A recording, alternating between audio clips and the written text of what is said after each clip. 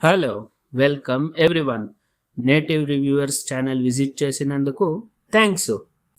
ఇంకొక కొత్త వీడియోతో ఈరోజు మీ ముందుకు వచ్చేసాం. మేము ఈరోజు ఏ విషయం గురించి మా ఒక అన్ఫిల్టర్డ్ ఒపీనియన్ని మీతో చెప్పుకోవాలని అనుకుంటున్నామనేది మీకు ఆల్రెడీ థంబ్నెయిల్ మరియు టైటిల్ చూసి తెలిసై ఉంటుంది. మంచు విష్ణు మరియు ప్రీతి ముకుందన్ గారి కాంబినేషన్లో వచ్చిన రెబల్ స్టార్ ప్రభాస్, లలేటన్ మోహన్ లాల్ మరియు అక్షయ్ కుమార్ గారి స్పెషల్ అపియరెన్స్లో కన్నప్ప సినిమా గురించి మా ఒక అన్ఫిల్టర్డ్ ఒపీనియన్ని మీతో పాటు షేర్ చేసుకుంటున్నాం. కన్నప్ప ఇది ఒక బిలో యావరేజ్ సినిమా అయ్యింది. ఇది బిలో యావరేజ్ అని ఎందుకు అంటున్నామంటే రెబెల్ స్టార్ ప్రభాస్ ఉండటం వల్లనే. ఒకవేళ రెబెల్ స్టార్ ప్రభాస్ గారు లేకపోయింటే ఇది one of the worst cinema in the Telugu film industry అయ్యేది అన్నదే మా ఒక unfiltered opinion. Kannappa cinema story కొత్తదేం కాదు. మనము ఇంతకి ముందే ఎన్నోసార్లు కన్నప్ప మూవీని చూసాము. ఎక్కడో ఎక్కువ కమర్షియల్ సీన్స్ ని యాడ్ చేయడం వల్ల మరియు అన్వాంటెడ్ హైప్ సీన్స్ ఉండడం వలన ఇది ఒక ఫ్లాప్ మూవీ అయ్యింది. మంచు విష్ణు గారి కన్నప్ప సినిమా స్టోరీ విషయానికి వచ్చేటైతే, పూర్వజన్మంలో శివుడి మహాభక్తుడైన అర్జునుడు శాపానికి గురయ్యి ఈ జన్మంలో తిన్నుడిగా నాస్తికుడిగా పుడతాడు. తర్వాత ఈ తిన్నుడు రుద్ర అనే ఒక క్యారెక్టర్ వల్ల ఇన్ఫ్లుయెన్స్ అయ్యి ఎలా మహాశివ భక్తుడవుతాడు మరియు తన కళ్ళని అర్పిస్తాడు అన్నదే ఈ సినిమా స్టోరీ అయింది.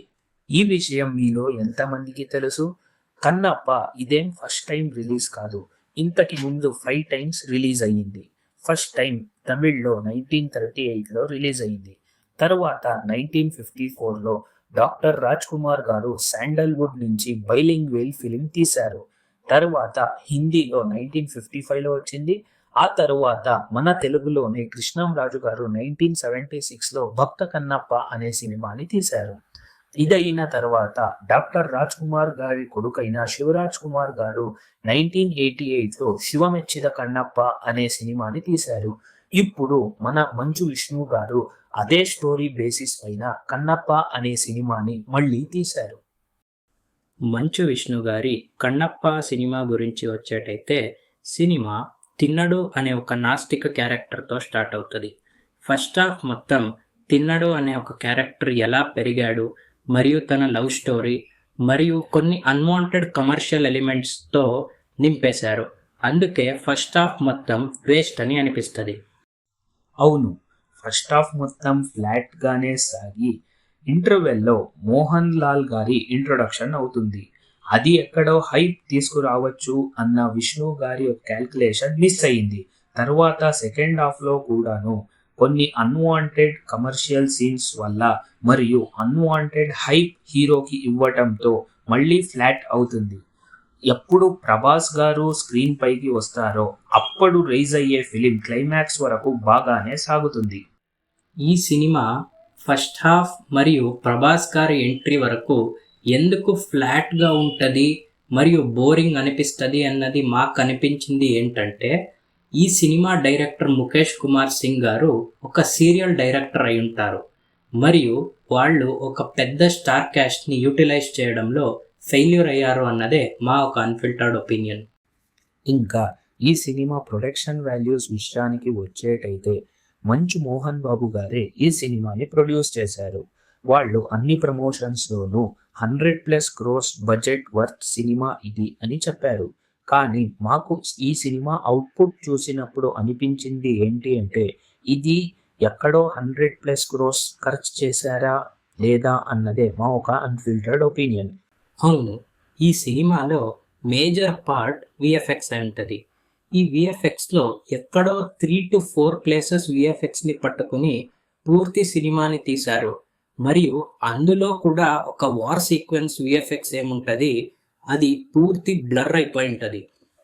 అవును, ఈ వార్ సీన్స్ ని మనం థియేటర్లో చూసేటప్పుడు బ్లర్ ఎందుకు అయ్యింది అని మాకు ఒక అన్ఫిల్టర్డ్ గా అనిపించింది ఏంటి అంటే, ఏదైతే కాంట్రవర్సీ అయిందో హార్డ్ డిస్క్ ది, బహుశా ఈ వార్ సీన్స్ అన్ని ఆ హార్డ్ డిస్క్ లోనే ఉండి లాస్ట్ అయ్యిందేమో అన్నదే మాకు అనిపిస్తుంది. ఇక ఈ సినిమా క్యాస్ట్ గురించి వచ్చేటైతే, మెయిన్ లీడ్ రోల్ అయిన మంచు విష్ణు గారు క్యారెక్టర్కి చాలా స్కోప్ ఉన్నా కూడా పర్ఫార్మెన్స్ ఎక్కడో మ్యాచ్ చేయలేదు. అయితే క్లైమాక్స్లో మాత్రం కొంచెం బాగా చేశారు. ఇంకా ఫీమేల్ లీడ్ రోల్ అయిన ప్రీతి ముకుందన్ గారు వాళ్ళకి ఇచ్చిన క్యారెక్టర్కి పర్ఫార్మెన్స్ జస్టిఫై చేశారు. ఇక మోహన్ బాబు గారి క్యారెక్టర్ విషయానికి వచ్చేటైతే మోహన్ బాబు గారు యాజ్ యూజువల్ తమ డైలాగ్ డెలివరీతో స్క్రీన్ పైన చేసిన ఒక యాక్టింగ్ పర్ఫార్మెన్స్ని ఆడియన్స్ మెస్మరైజ్ అయ్యారు. ఇంకా మరో సూపర్ స్టార్ మోహన్ లాల్ గారి విషయానికి వచ్చేటైతే వాళ్ళకి ఇచ్చిన క్యారెక్టర్ని వాళ్ళు బాగా పర్ఫామ్ చేసి వాళ్ళ క్యారెక్టర్కి జస్టిఫై చేశారు. అయితే ఆడియన్స్కి ఇంకా మోహన్ లాల్ గారు స్క్రీన్ పైన ఉంటే బాగుంది అని అనిపిస్తుంది. దీన్ని డైరెక్టర్ గారు ఎక్కడో యూజ్ చేసుకోవడంలో ఫెయిల్ అయ్యారు అన్నదే మా ఒక అన్ఫిల్టర్డ్ ఒపీనియన్. ఇక ఈ cinema heart and soul character విషయానికి వచ్చేటైతే అది మన రెబల్ స్టార్ ప్రభాస్ గారు రుద్ర అనే ఒక క్యారెక్టర్తో స్క్రీన్ పైన ఎంట్రీ ఇస్తారు. వాళ్ళ ఒక ఎంట్రీతో పడుకున్న థియేటర్ అలా లేచి కూర్చుంటది. అవును, రెబెల్ స్టార్ ప్రభాస్ గారు వాళ్ళకి ఇచ్చిన క్యారెక్టర్కి జస్టిఫై చేయడమే కాకుండా ప్రభాస్ గారి స్క్రీన్ ప్రెజెన్స్తో సినిమాని వాళ్ళ ఎంట్రీ నుంచి క్లైమాక్స్ దాకా ఇంట్రెస్టింగ్ వేలో తీసుకెళ్తారు అన్నదే మా ఒక అన్ఫిల్టర్డ్ ఒపీనియన్. అవును, కొన్ని ఆడియన్స్ అయితే ప్రభాస్ గారిని ఆ క్యారెక్టర్లో స్క్రీన్ పైన చూడడాని కోసమే థియేటర్కి వచ్చారు. ఎందుకంటే ప్రభాస్ గారి ఎంట్రీకి ముందు మరియు ప్రభాస్ గారి ఎగ్జిట్ తర్వాత ఆడియన్స్ మూవ్ అవ్వడం మేము గమనించాము. ఇంకా వేరే స్టార్ క్యాస్ట్స్ అయిన బ్రహ్మానందం గారు, శరత్ కుమార్ గారు, దేవరాజ్ గారు మరియు ఇతరులు తమకి ఇచ్చిన క్యారెక్టర్స్కి వాళ్ళు జస్టిఫై చేశారు.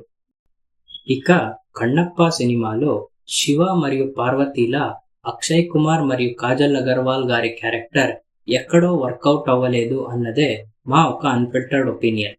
ఇంకా ఈ సినిమా మ్యూజిక్ విషయానికి వచ్చేటైతే ఈ సినిమాలో శివుడి సాంగ్ బాగున్నా కూడా డ్యూయెట్ సాంగ్స్ ఏదైతే ఉందో అది ఈ స్టోరీకి అన్వాంటెడ్ అయి ఉంటది. మరియు బీజిఎం విషయానికి వచ్చేటైతే కొన్ని చోట్ల బాగున్నా కూడా కొన్ని చోట్ల బాగాలేదు అన్నదే మా ఒక అన్ఫిల్టర్డ్ ఒపీనియన్. ఇక ఈ సినిమా ఫైట్స్ విషయానికి వచ్చేటైతే డబ్ల్యూడబ్ల్యూఈలో కూడా ఫేక్ అని మనకి తెలిసిన రియలిస్టిక్ గా చూపించడానికి ట్రై చేస్తారు. అయితే ఈ సినిమా విషయానికి వచ్చేటైతే స్క్రీన్ పైన ఫైట్లన్నీ ఎంత ఫేక్ గా కనిపించింది అంటే అంత చెత్తలా కంపోజ్ చేశారు అన్నదే మా ఒక అన్ఫిల్టర్డ్ ఒపీనియన్. కన్నప్ప స్టోరీ ఏముంది, ఇది హిస్టారికల్గా మనం చూసినట్టయితే ఒక అసామాన్య శివుడి భక్తుడి స్టోరీ అయి ఉంటుంది. దీన్ని బేస్గా పెట్టుకుని రొమాన్స్ ఎక్కువ చేయడం అనేది ఎక్కడో చెడ్డది అన్నది మాకు అనిపిస్తుంది. ఎందుకంటే దేవుడి పేరు చెప్పుకుని ఇలా చేయడం తప్పు అన్నదే మా ఒక అన్ఫిల్టర్డ్ ఒపీనియన్. సో ఇది ఈరోజు మా వీడియో అయ్యింది. మీరు ఈ సినిమా చూసినట్టయితే కమెంట్ చేయండి, మరియు ఎవరు మీ ఫ్రెండ్ వెళ్ళాలనుకుంటున్నారో వారితో షేర్ చేయండి. మా ఈ ఒక అన్ఫిల్టర్డ్ ఒపీనియన్స్ మీకు నచ్చినట్టయితే దయచేసి కమెంట్ చేయండి మరియు లైక్, షేర్, సబ్స్క్రైబ్ చేసుకోండి. లాస్ట్లో బెల్ కొట్టేది మాత్రం మర్చిపోకండి.